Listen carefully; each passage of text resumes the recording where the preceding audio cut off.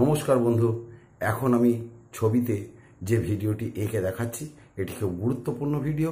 যদি আপনাদের হাতের সাথে মেলে একটু মিলিয়ে দেখে নিন। হাতের এই ক্ষেত্রটি হলো কেতুর ক্ষেত্র, ঠিক মেডেলটি হলো কেতুর ক্ষেত্র। এই কেতুর ক্ষেত্রে দেখবেন ভাগ্যরেখাটি চন্দ্র থেকে শনিতে যাচ্ছে, অথবা মণিবন্ধ রেখা থেকে শনিতে যাচ্ছে, অথবা শুক্র থেকে যাচ্ছে, অথবা লাইভ লাইন থেকে যাচ্ছে। যেখান দিয়েই যাক না কেন ভাগ্যরেখাকে কেতুর ভেতর দিয়ে প্রবেশ করতে হবে। আর এই সমগ্র কেতুর ভেতরেতে যদি চারটি চিহ্ন থাকে, একটি হচ্ছে স্টার চিহ্ন, 2 নম্বর হচ্ছে একটি ত্রিভুজ চিহ্ন, 3 নম্বর হচ্ছে একটি চতুর্ভুজ চিহ্ন, আর 4 নম্বর হচ্ছে একটি ফিশ সাইন।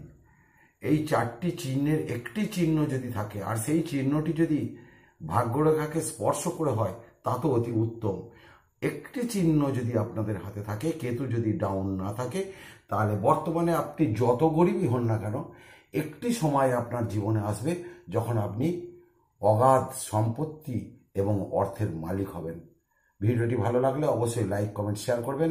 চ্যানেলটি সাবস্ক্রাইব করুন এই ধরনের ইন্টারেস্টিং ভিডিওগুলো দেখার জন্য। ধন্যবাদ।